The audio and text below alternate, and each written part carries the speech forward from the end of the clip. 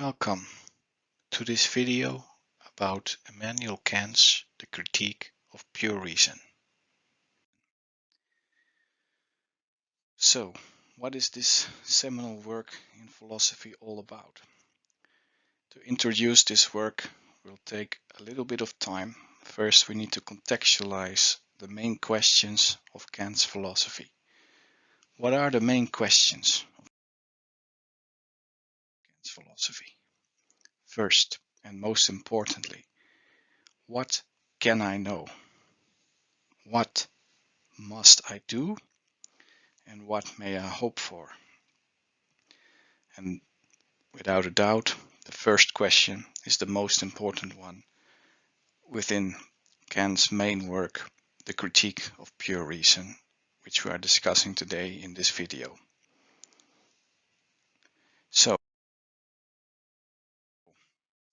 how to go about answering this question, and more importantly, why raise this question in the first place? To look at how to answer this question, we have two sources we can look at. The first one is kind of obvious nowadays. If you want to know what we can know, let's start to look at science. Most importantly, physics. And another part of the question can be answered by looking at philosophy, metaphysics. So, to see what either of these sources of knowledge have to offer, let's look in a little bit more detail. So in natural science, we have great achievements since Isaac Newton invented physics. It provides a secure road to knowledge. Also, science has a great reputation. People trust the knowledge that science has to offer. On the other side, philosophy has countless disagreements. We find that reason is actually at odds with itself. There are many contradictions within philosophical reasoning on different sides of the divides. Many contradictions are found, no easy resolutions, and no uncontested achievements. Philosophy is actually in a state of disrepute. This is what Immanuel Kant found when he looked at both of these disciplines where knowledge is at least attempted to be gathered, which would lead us to conclude that natural science is far more efficient and far more successful at this specific task of answering the question, what can I know?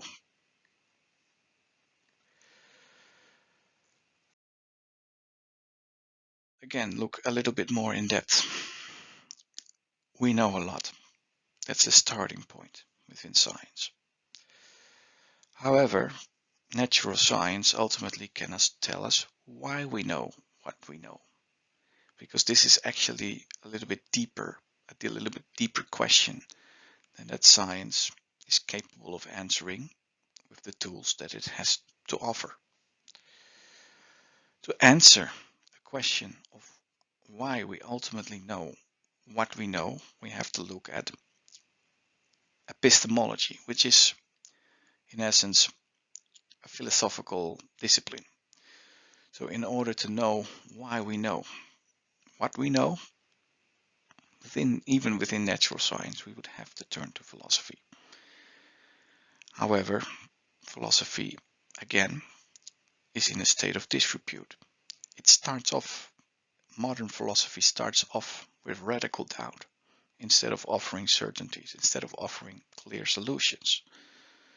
So it feels like we're stuck in a corner. Why we know what we know is a philosophical question.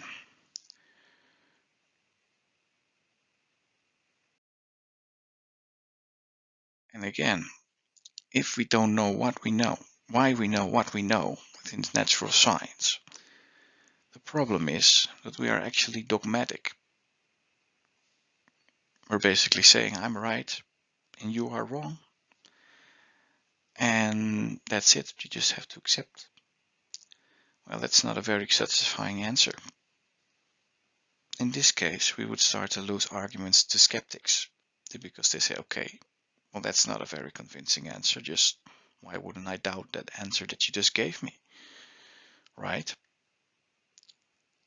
And Kant feared that if natural science cannot ultimately explain why we know what we know, it could potentially be a dangerous situation for science, where currently it is a pillar of modernity, but that status would be called into question when and if skeptics are actually getting the upper hand in these kind of debates. So this is a problem according to Kant. Now, Kant thought that in order to save modernity, we need philosophy, because again, we need philosophy to answer the question why we know what we know. Yet philosophy is stuck in endless debates. So how do we get out of this disadvantageous situation? How to save philosophy and science from dogmatism and from skepticism? This is bringing us to the heart of where Kant's problematic is coming from, and how Kant is actually trying to rephrase this is by asking what justifies philosophical and scientific judgments. What is the ground of justification of all those judgments? If they are such a secure road to knowledge, if, like we all believe in case of natural science, if that's really true, why is that actually true? What justifies those judgments? This is what the critique of pure reason is essentially about. Now, having introduced the problematic of Kant's main question, what can I know? Let's look a little bit deeper in the way that Kant actually phrases this particular question and the context of the philosophical debate going on within his time to understand this question even better. Now, Kant introduces his philosophy as a kind of transcendental idealism, and the book, The Critique of Pure Reason, starts off with what he calls a transcendental analytic, which is then subdivided within transcendental aesthetics and transcendental logic. Now, this is very, very complicated terminology, and it doesn't make any sense at this particular turn.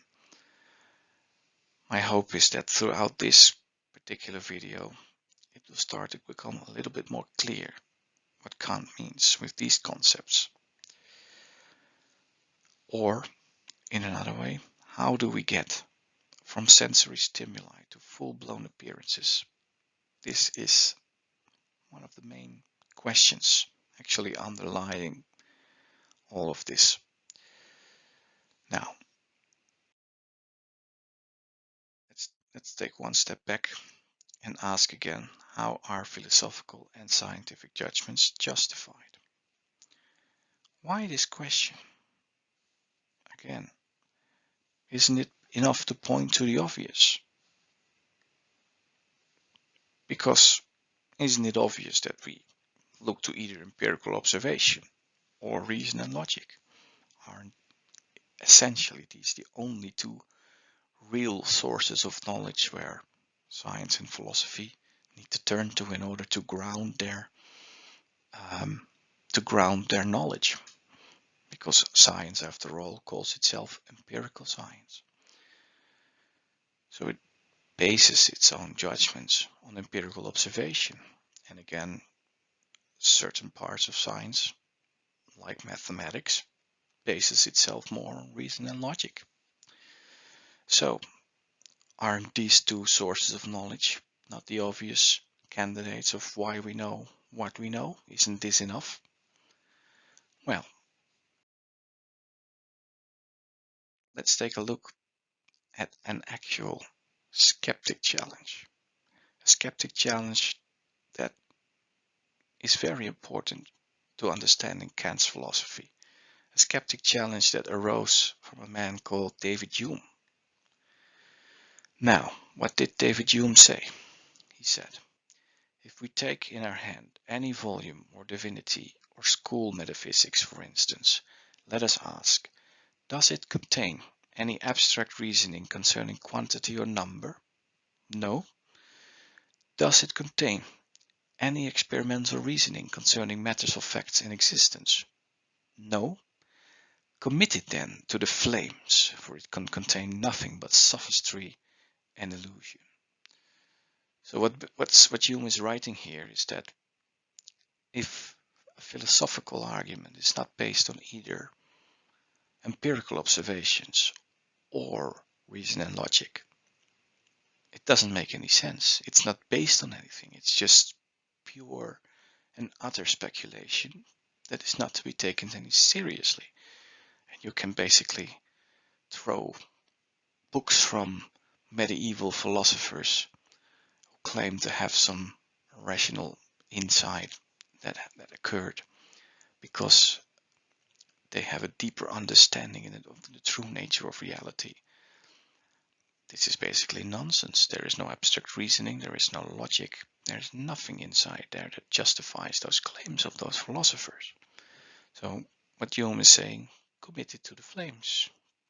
It's just illusion. Alright. This is called Hume's fork. It's either abstract reasoning or matters of facts and existence. Now, the main question is, will the critique of pure reason also survive this skeptical test of fire? This is an important question to keep in mind while reading the critique of pure reason.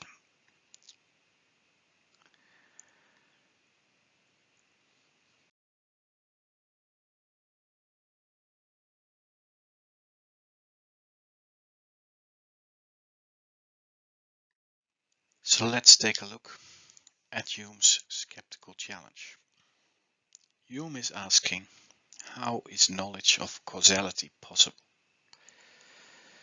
Because no matter how often you see an object fall when you drop it, this is only a finite number. So let's take a look at Captain Obvious. Look, he's dropping the mic. Second time, third time, fourth time,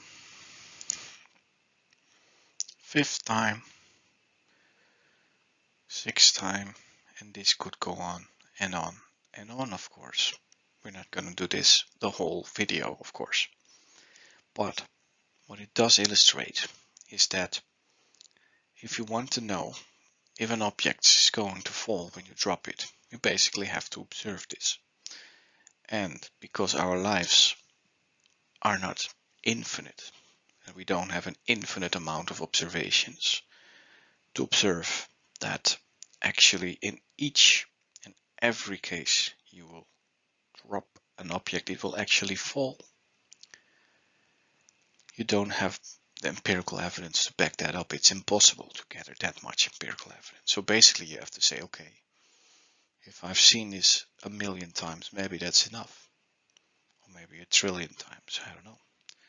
But it's a very, very large number of times that we've seen objects fall when we let them go. So in fact, it would seem absolutely necessary that the microphone will drop next time you let it go. But is that truly necessary? Well, Hume says based on reason alone, you cannot be absolutely certain it will fall the next time. It's not a kind of logical necessity. You can only observe the object and the falling, but never a necessary connection between the two. So what Hume is saying is that induction, which is a method of drawing conclusions through empirical observations instead of reason and logic cannot actually prove lawful necessity. That can only be drawn from rational conclusions, reason or logic, not from empirical conclusions. So, if A must bring about B means only due to their constant conjunction we are psychologically certain that B will follow with A, that is in fact a very weak notion of necessity. It's just some kind of habit. So you can see A, B, A, B, A, B. But it's just an iteration. That's all it is.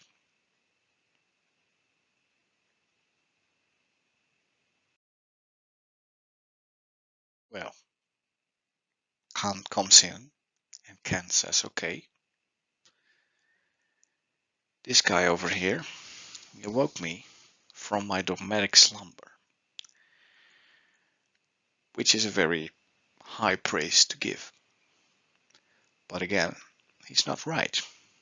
What Hume is saying is absolutely bonkers. Of course, causality is true. Of course, causality has logical necessity. It's not just a habit. It's not just psychological. It's not just in our heads in the sense that we just are accustomed to it and that's all there is to it. That is way too weak. That is not the necessity that we know is inherent in causal relationships. So you must be wrong, but it's actually a bit difficult to prove him wrong because his argumentation is very impressive and you cannot decide to just toss this argumentation aside because that would make you dogmatic. You can't do that. So Hume is a very, very difficult challenge to overcome. And that's why Kant takes him very seriously. And that's why he said he even awoke me from my dogmatic slumber. But again, it's not right.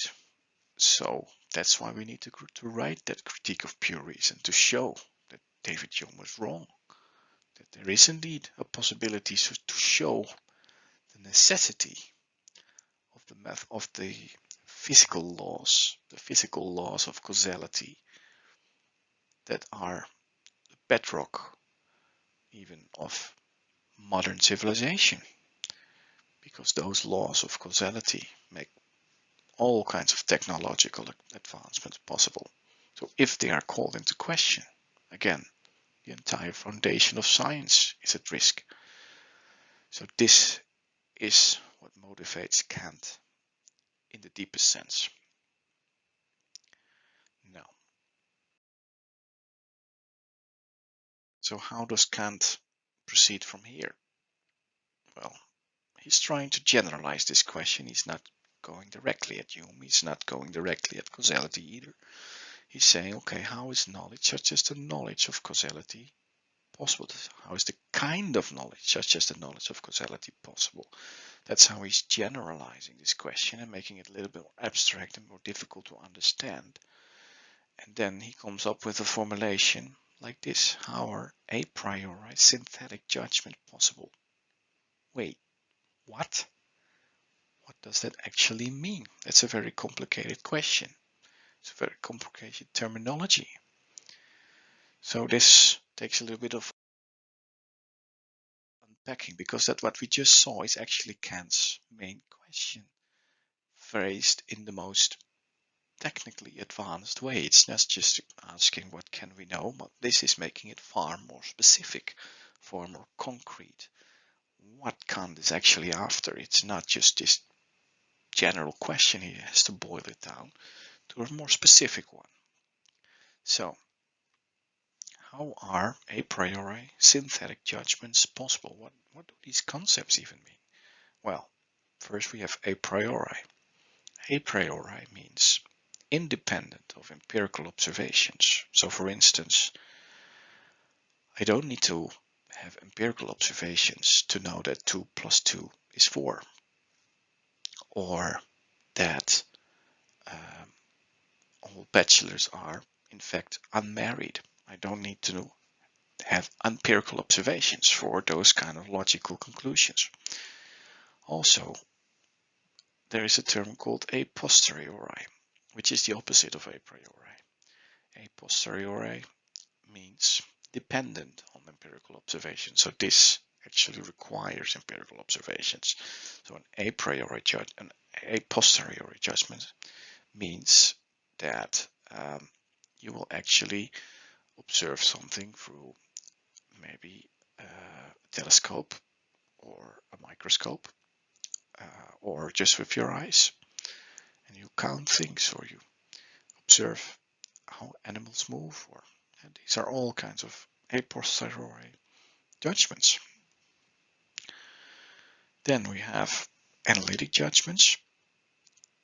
And what does this mean? Well, it means it's true based on an analysis of concepts alone. Again, the phrase of all bachelors are unmarried is actually a conclusion that can be drawn based on the definitions of concepts alone. You don't need anything else. You don't need to observe this. You don't need to check whether or not this is true by checking every bachelor, whether or not that bachelor was unmarried. It's completely useless because you know this in advance. It's necessary for all bachelors to be unmarried. Why is this necessary? Because it's 100% logical. There's nothing but logic that you need to draw this specific conclusion. Well, this is an analytic judgment according to Kant. Then Kant defines so-called synthetic judgments. He says synthetic judgments are true based on more than just an analysis of concepts. So for instance, if you do scientific observations, you will find judgments that are in fact a posteriori, because you have to have some observations, and you will find things that you didn't just know based on just looking at the concepts themselves. You know it because it's actually true because it's based on more than just an analysis of concepts. It gains new information, whereas analytic judgments do not bring really new information. They just rephrase things based on existing definitions.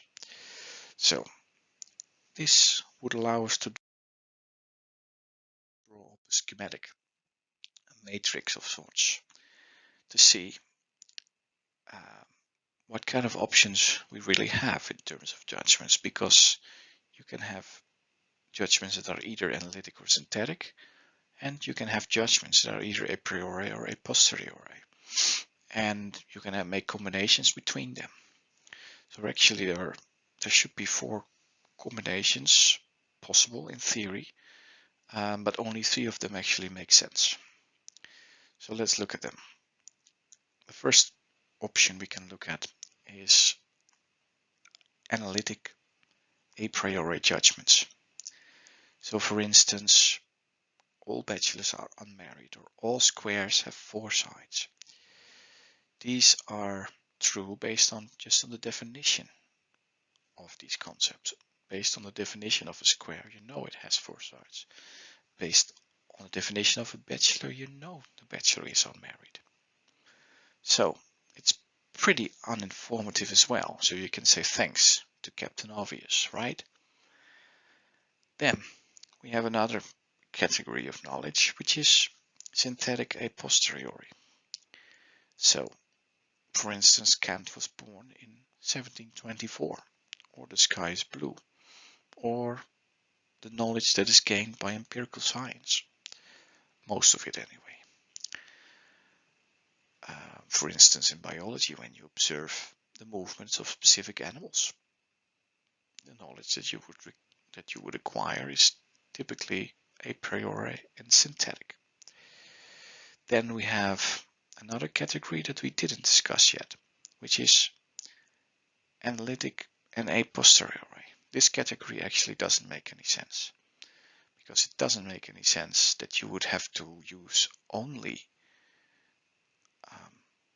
knowledge of concepts, only knowledge of concepts, to say something true. And then you would still need observation for that to be true. That doesn't make any sense. So we can scrap that specific category. But then there is another category. Another category. And this is the most important one for Kant. This is the category that that you get when you combine a priori and synthetic. That category gives a kind of problematic knowledge on first inspection. But then when you actually look at the kind of knowledge that goes in there, it's not so problematic. So for instance, what Kant says, we know that the shortest distance between 2 points is a straight line.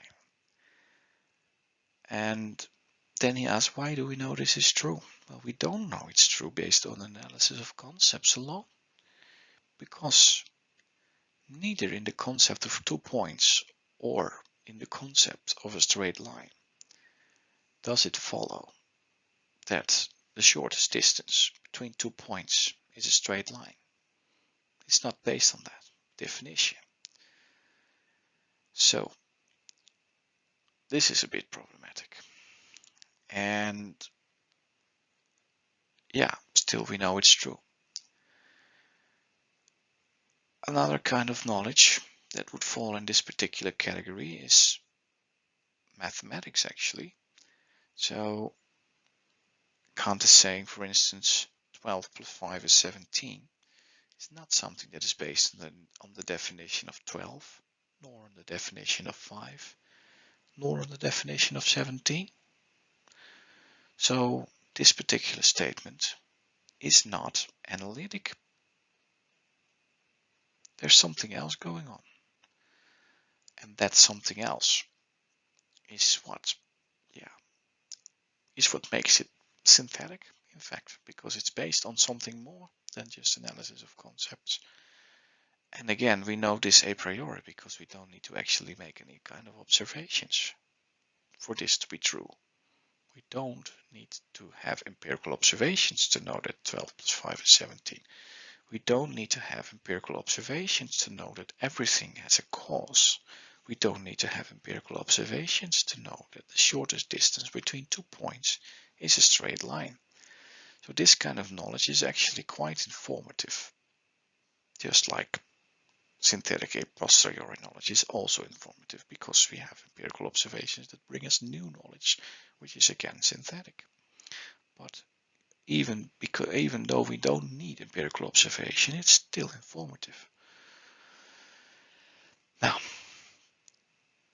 this gives us a little bit more understanding of the question, how are a priori synthetic judgments possible? And when we look at this question again, we see something. We start to notice that the category that's based on the combination of analytic and a priori is just an analysis of concepts. And the category that's based on synthetic and a posteriori judgments is based on matters of fact. And this reminds us of David Hume's fork. So this is very interesting because we know that there is another category that does not belong to David Hume's fork. Should we then commit it to the flames? Shouldn't we commit a priori synthetic judgments to the flames? Well, Kant would say, I'm not going to question fundamental truths from mathematics or geometry, but how are they even possible? And how is the knowledge of causality, that everything has a cause, is even possible? Because we know it's possible. We know this is true. So, in order to answer all of this, Kant starts off with what he calls the Copernican revolution. Now, this is a bit of a grand statement. Maybe it's even grandstanding. because Copernicus discovered something very important. Copernicus discovered that the Earth revolves around the Sun and not the other way around. Kant tries to do what he thinks is something similar. Kant says objects conform to our way of knowing instead of the other way around. But what does that mean?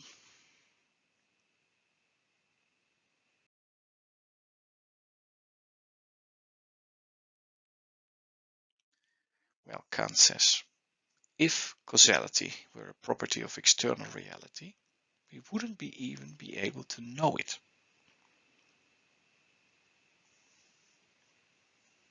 Causality must be part of our way of knowing.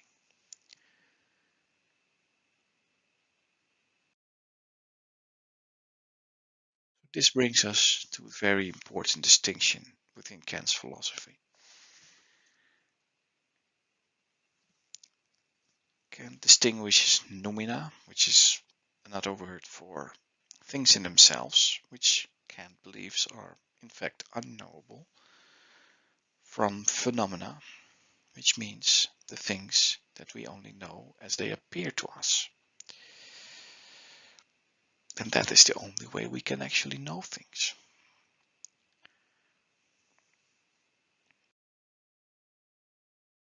So this brings us to this following schema. You can see on the one hand, on the right side, you can see ordinary daily objects that you can observe in daily life.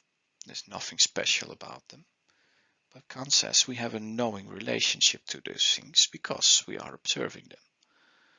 We are observing them through empirical observation. Or not even perhaps empirical, it's just daily life. So, in fact, these are the appearances that we have access to in daily life. But if you start to ask what is the tree in itself, beyond my conscious relationship to it, beyond my relationship to it in observations, you would start to ask a much deeper question. Maybe you want to know whether the tree exists of particles that really do exist and not just are not just some random composite. That would make it less than um, existing in a more metaphysical sense.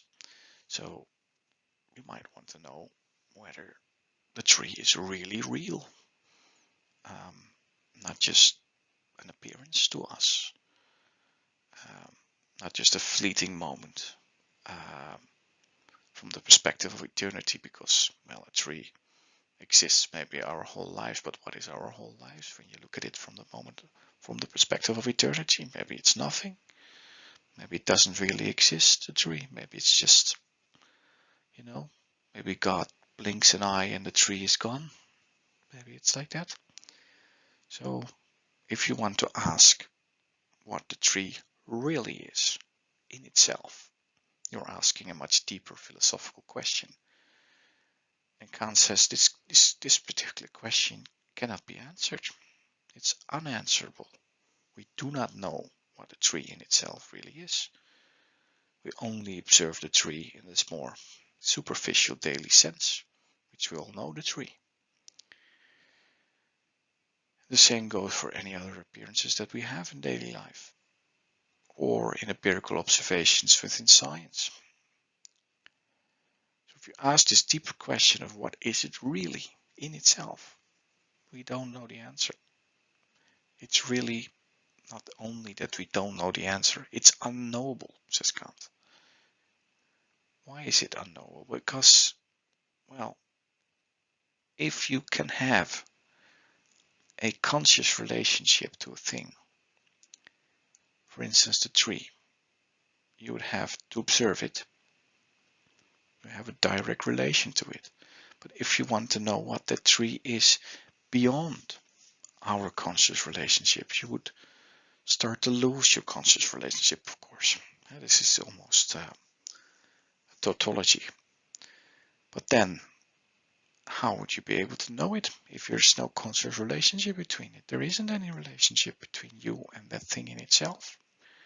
So you wouldn't also be able to know it. This is what Kant has in mind. So imagine the thing in itself. What concept could you even use to describe it? Existence, thinghood, property, relation, causality? No.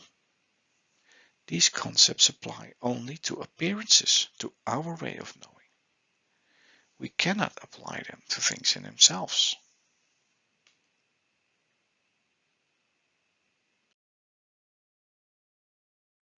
So apply this particular concept of the thing in itself and the things as they appear to the concept of causality. What does that tell us about the concept of causality? Kant says it tells us it's only a category of our understanding. So causality is not a property of things in themselves. Again, if that were true, we wouldn't be able to even know causality. Causality would be in fact unknowable, but we do know causality. So causality must be something else, and that something else is what Kant calls a category of the understanding. Now, what does that mean? Well, Kant says think of it as a kind of a lens through which we view the world. A lens we must all use, so it's not just something purely subjective. What makes objects of experience possible? Well, first Kant starts off with the notion that objects of experience are possible.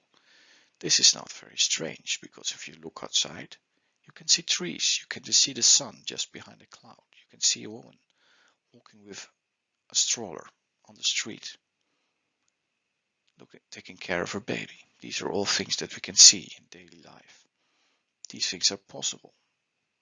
This is not shocking at all. But what must be presupposed for us to have experience of objects?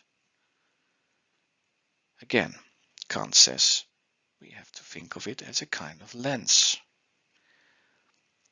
And then he goes on to say that you have to divide that lens at least roughly in two ways. First, you have the forms of perception, which he calls space and time. And this is the thematic of what Kant calls the transcendental aesthetics. Because aesthetics has something to do with perception, and space and time have a very fundamental role to play in perception. And the other one are the categories of the understanding. These are also necessary for objects of experience to appear, for us to have experience. Or for instance, the lady walking around with a stroller on the street, or the tree, or the sun, etc., etc. In order to experience all these objects, we have to understand some basic notions or some basic categories, which Kant calls unity, plurality, totality, reality, causality. And there are more of them, more of those fundamental concepts that we really need to understand in order to have experience of those concepts in the first place. So, what does that leave us with? Well, this is what Kant calls a transcendental argument or a transcendental deduction, which is the way that Kant tries to prove his main argumentation. And this is the basic form that it takes. So first we start off with something that we already know. Objects of experience are possible. This is not shocking. This can be easily used as a starting point of your analysis. We don't need to prove it. But what must be presupposed for us to have those objects in the first place? What make them even possible? What are the conditions of possibility of those objects? This is what Kant is asking. Now, in order to understand this a little bit better, we have to use an analogy from mathematics. Think of it as a kind of mathematical machine. So for instance, you have the number 2, you add 2 by the original number as the input of this machine. And what does this leave us with? It leaves us with the output of the number 4. So something happens inside the machine, which is a function plus 2. And whatever you put in there will get an output that is logical based on the logical function of this machine. So this is a very simple example, but you can understand that in mathematics there are also more complicated ones. Now, Kant also tries to make some kind of machine when he tries to think about the categories of the understanding and the forms of perception. On the one hand, we have the things in themselves, which in fact also generate sensory stimuli, which pass through what Kant calls the forms of perception and the categories of the understanding, and gives us a certain output, which he calls appearances. Now, in order to understand this a little bit better, we have to look at these concepts more in depth. So first we have the sensory stimuli. Again, we have forms of perception, which are time and space.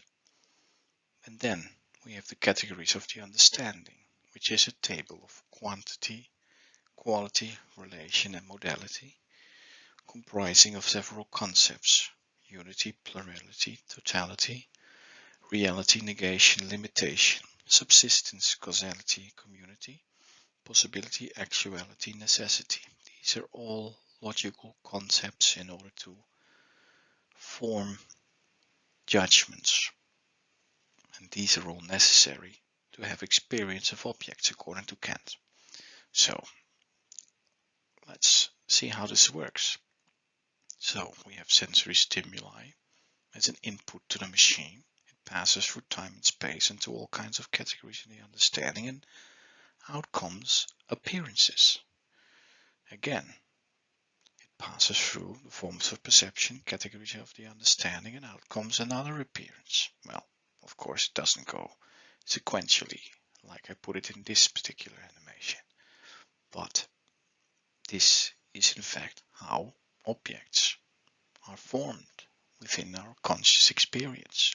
They are generated in fact through these forms of perception and category of the understanding through this kind of machine. It's not a mathematical machine, it's more a functional machine of the mind, you could say, or the understanding or perception. Well, it's very difficult to classify it, but well, you can see the picture here. It passes through us in a sense and generates appearances within us as well. First, look at space. This is part of the transcendental ecstatics, which comprises space and time. And when you look at space, first we need to conclude that space is actually not a property of objects, because each object in its own space, well, this is just nonsense. It's just not possible. It doesn't make any sense. So space is not part of an external reality. It's not part of a thing in itself. Space, on the contrary, is how we process and arrange external stimuli. Space is a form of perception that must be presupposed for objects to show up. So, in fact, we cannot even experience or imagine an object without it being situated in space. That's why space must be presupposed in order for objects to show up. It is, in fact, a necessary condition of possibility of objects. Well, space, in fact, encompasses only material objects, not personal thoughts and feelings. As you can see, the thoughts of this guy are not actually in the cloud, you know. So, this is the first form of perception. There is another one, which is time.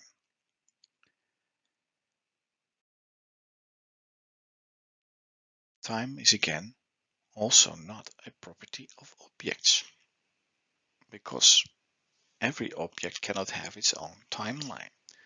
Time must be more fundamental than this. In other words, time is not part of an external reality outside of us. Time is part of that conscious relationship we have toward things. It's not part of that thing that is outside of our conscious relationship. It's not part of a thing in itself. Time is how we process and arrange external stimuli. Time is a form of perception that must be presupposed in order for objects to show up. So we cannot experience or even imagine an object without it taking place in time. Therefore, also time is a necessary condition of possibility of objects. Time encompasses all sensations both inside, which are the material objects, and outside of space, thoughts and feelings. So time is even more fundamental than space. It encompasses a larger sphere of objects. It also comprises objects inside of us. As again, this guy says, my thoughts take some time to take shape. So even though his thoughts are not in space, his thoughts do take up time. So this is an important distinction.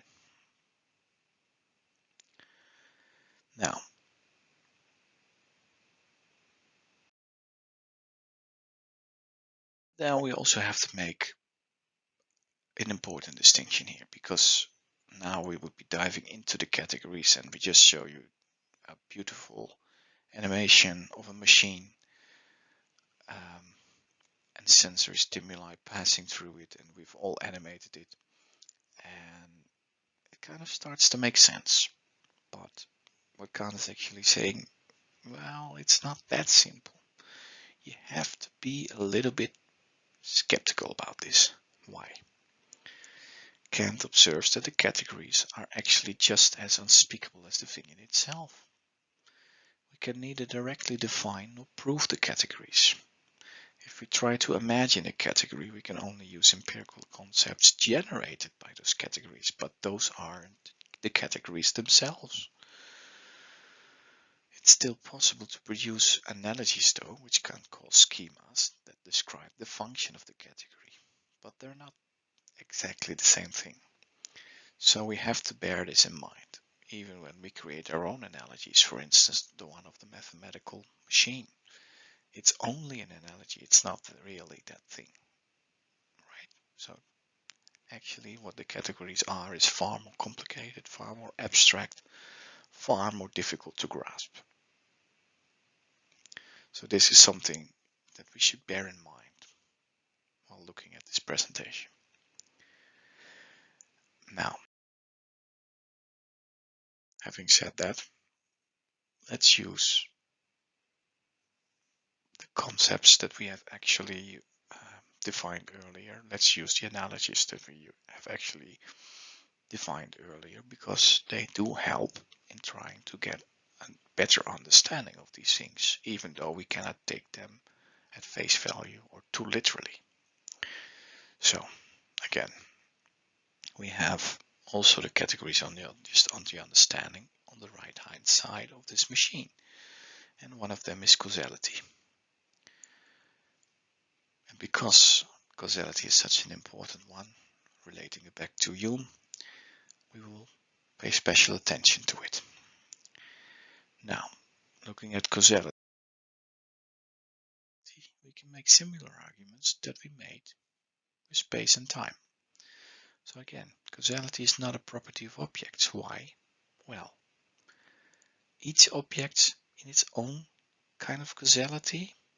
Each object generates its own causality? No, that's not how it works. Causality is not part of an external reality. It's not part of things in themselves outside of our conscious relationship to them. Causality is in fact how we process and arrange external stimuli. Causality is a category of the understanding that must be presupposed for objects in order to make sense. We cannot experience objects over a certain time range without their different moments being necessarily arranged as precedent and antecedent, which is what causality actually is, according to Kant.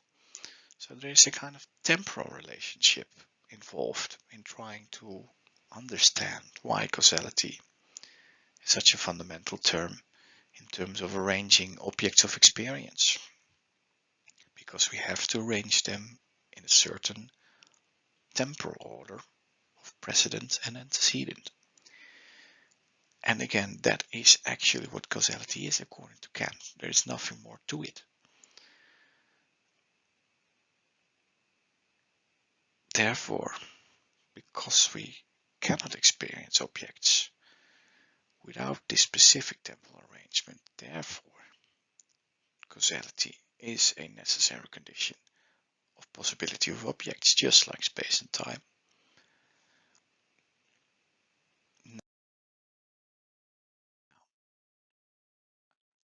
Then we start to come to the question of, does Kant actually overcome Hume's challenge?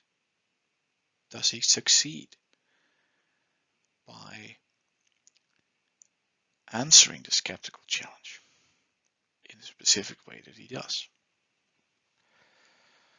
Well, Kant says, no, let's say his skeptical challenger says, David Hume, if causality is something we apply to objects, is this not in fact purely subjective? Is that not kind of a habit? Kant says, well, it's not subjective. The category of causality is something we must all apply. We must apply it. There's no way around it. Without causality, categories, objects cannot show up. We must use causality in order to have an experience of objects. It is a necessary and a priori condition of possibility of objects. It's not subjective, it's objective because it makes objects of experience possible. So, looking at it in a little bit more in depth, objectivity here is not about conforming to objects, but objects conforming to our way of knowledge. This is what makes, according to Kant, causality objective. Now, this is a little bit different from how we normally use the word objective. So one might start to think that Kant interprets the word objective in a way that favors his own conclusions. So we could be a little bit suspicious here of Kant if he really succeeds here on this particular topic. But nonetheless, it's quite impressive what he achieves here. This must be said.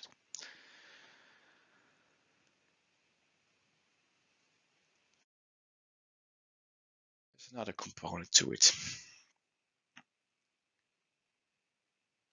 Kant says causality in nature is not derived from experience, but experience derived from it. But even if we grant the necessity of causality, how does this prove specific laws of causality? In fact, how do we get from the category of understanding of causality to specific causal laws in Newtonian physics, which actually states that a body in uniform motion continues its motion unless the body is caused to change its motion. the same causes acting in the same circumstances will have the same effect. Well, this is actually a lot more informative than just the temporal relationship of the general category of causality that Kant has defined. So it seems that you cannot simply get to the knowledge of causality in this richer scientific sense just by looking at the category, right? So this is a bit problematic for Kant. Kant says that specific natural laws stand under the category, though cannot be deduced from it. But actually that's not making a whole lot of sense, to be honest. And the nature of this specific relation remains opaque. So to conclude, it's actually a bit questionable whether Kant really succeeds in overcoming Hume's challenge. He gets pretty far, he gets to the general category of causality, but that may not be far enough to combat actual practical challenges that Hume is laying at the foundation of natural science, because you would have to start then with causality as it is applied within science. And this is where Kant's philosophy does not give us many things to hold on to. So this is still a bit problematic within Kant. Having said that, we do have to conclude that the transcendental aesthetic and the transcendental analytic, where Kant defines both the forms of perception and the categories of the understanding, is a very complicated, a very impressive achievement within philosophy, because for the first time we start to understand how concepts and how objects are possible and how judgments are possible without just being based on reason alone or on matters of fact. In fact, we have knowledge of these categories which falls in neither of these categories, and yet we still know them. So yeah, this is how Kant starts to prove, for instance, that geometry is actually reliant on our understanding of the form of perception, which is space. Because we have that form of perception, we know space, we are infinitely and intimately familiar with space. And that's why we don't really need to observe it in order to make any judgments about it. So yeah, you can really conclude that this part of Kant's philosophy is very impressive. This is in fact the only attempt that has been made to explain why philosophical knowledge is even possible, instead of just doing philosophy without even reflecting on how this is even possible. And this is why the Critique of Pure Reason is such a seminal work in philosophy. It is really the most important book that you have to read if you are doing philosophy, because if you do not wrestle with these kind of problematics, if you do not wrestle with the question of why could we be doing philosophy at all, how is this even possible, then what are you even doing? So this is something that all philosophers must take into account. They must wrestle with this question. I'm not saying you have to accept the answers that Kant gives here, but at least, at the very least, you have to interact with them. And this is why the Critique of Pure Reason is such an important book. Now, this part that we just discussed was the most important part of his book. It's called the Transcendental Analytic again, and it was divided in the Transcendental Aesthetic and the Transcendental Logic. And this is now much more understandable than it was in the beginning. And there is another part of Kant's book, which is dealing with the Transcendental Dialectic and the doctrine of method. And yeah, what does that really mean? Well, Kant tries to give us more pointers on how to think and how not to think, how to apply the Transcendental Analytic in a more practical way. This is the main focus of the second part of his book.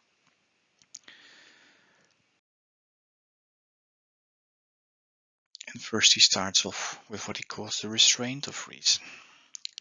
Kant asks for restraint to not transgress the limits of experience. This is a very important concept within Kant.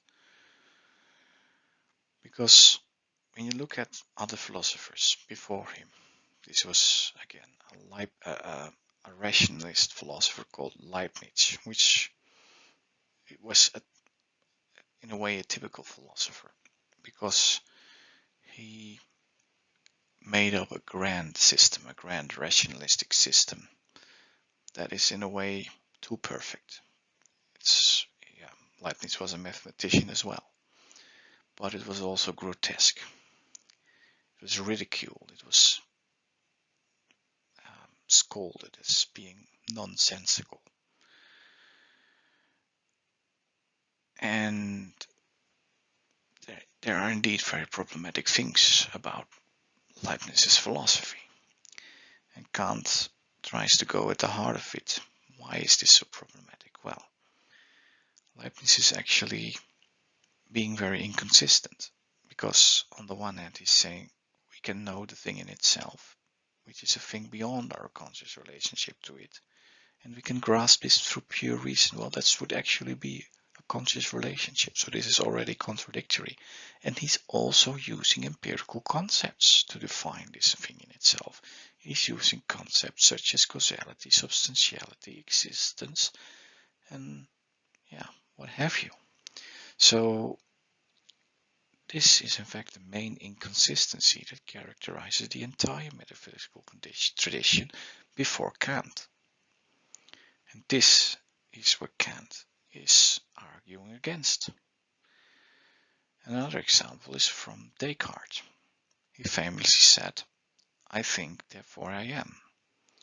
But what Descartes actually meant with that "I am" part is that Descartes thought that this conclusion would entail that there is actually an internal thinking substance.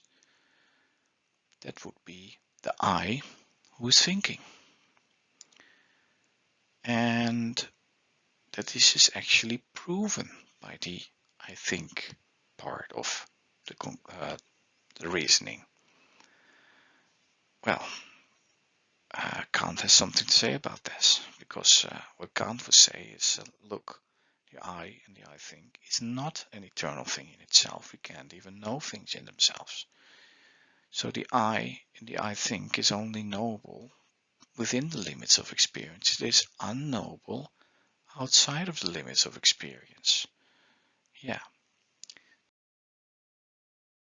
So Descartes would have to apologize for that. Now,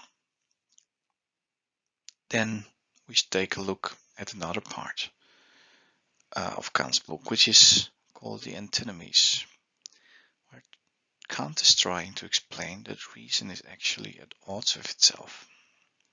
He says that with the same validity that we can prove certain philosophical ideas, we can also prove their opposite. So for instance, contradictions dissolve when we stop taking things as they are in themselves, but as appearances. This is how we solve those antinomies according to Kant. Now, Let's give a few examples. One of the antinomies says that the world must have a beginning, which is a thesis, and then the other philosopher is saying no, the world is infinite. And both philosophers have logic on their side. They have pretty solid pieces of reasoning to support their conclusions, at least at face value. So what's going on there? It looks like reason is at odds with itself. What is going on? Well, Kant says there is in fact a resolution. And the resolution is that we've all taken the world as a thing in itself, which it really isn't. The world is just an object of experience. So both statements transgress the limits of experience. That's why they can also be false. Then we have another thesis which says that everything consists of simple elements, and the antithesis says nothing is simple, everything is composite, and both sides seem to have logic on their side. So how does this work? Again, things are objects of experience, so both statements transgress the limits of experience. Now, another one. Freedom is possible. According to the thesis, the antithesis says there is no freedom, everything is causally determined. So, the resolution Kant has in mind here is that the thesis may be true of things in themselves, while the antithesis may be true of appearances. So, it could be true that freedom is possible on the side of appearances, no, in fact on the side of things in themselves, which we don't know, so it could be true. But we know that appearances are determined by causality. So there, if everything is determined by causality, there is no freedom, of course, when you look only at the appearances. So yeah, freedom could still be possible when you look at things in themselves, only we don't know because we don't know things in themselves, so we can know them. So this is how Kant tries to resolve this specific antinomy. Then there is another antinomy that says there is a necessary being, and the antithesis says there is no necessary being. And again, both have logic on their side. How to resolve this? In the same way as the previous one. The thesis may be true of things in themselves, and the antithesis may be true of appearances. So,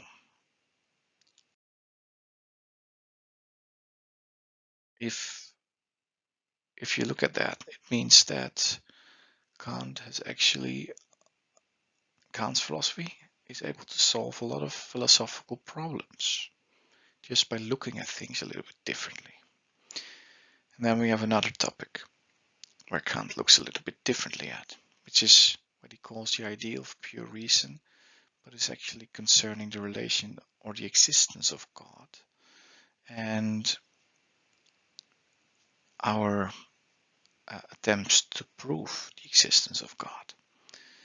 Because this has actually been attempted before by a man called Anselm of Canterbury, who argued that God must exist because if he didn't, he wouldn't be perfect. But God obviously is perfect. That's why he must exist. Now that's a very odd piece of reasoning, but it's also very tricky because it's difficult to point out where this reasoning is actually going wrong. Even though we all have the intuition that something fishy is going on here. We know it's wrong, but we don't know why. So Kant says, well, if you look at being, existence, we cannot simply use this as a predicate, just like Anselm was doing. Because without being, there wouldn't even be a subject to apply a predicate to.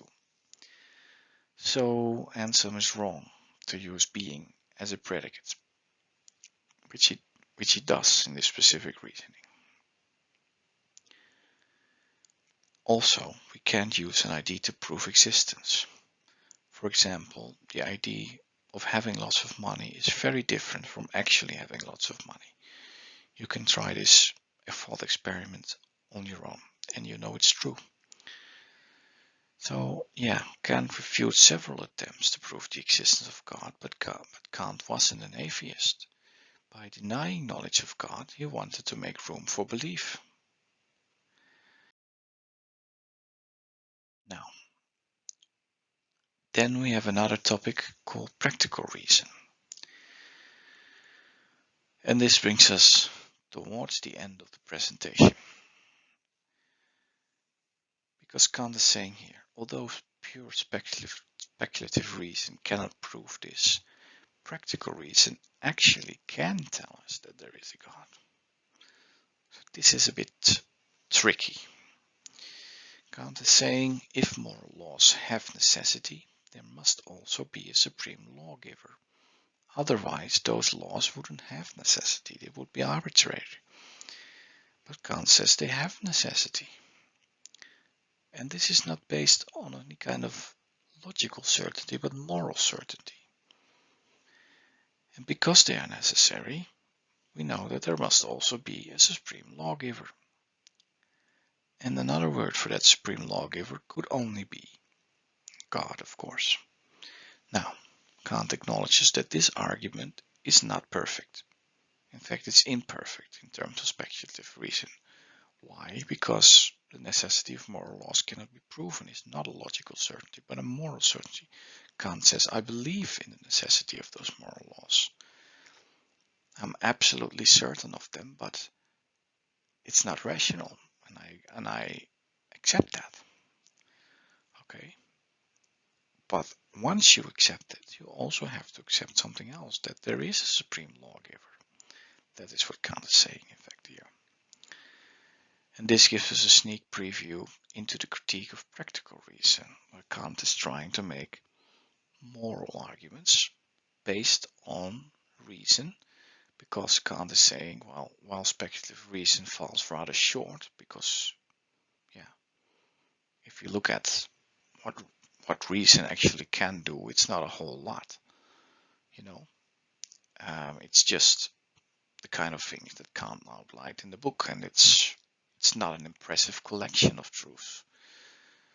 It's an impressive book, but if this is all that reason has to show, then that's not much.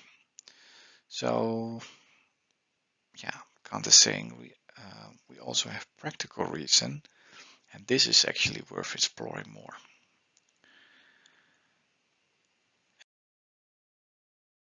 This brings us to the final part where Kant tries to answer not just the first one, but all of his main questions. So the first one we know by now. What can I know? Well, we cannot transcend the limits of experience would be the most concise answer to this question. What must I do? Well, Kant says you must do what will make you deserving of happiness.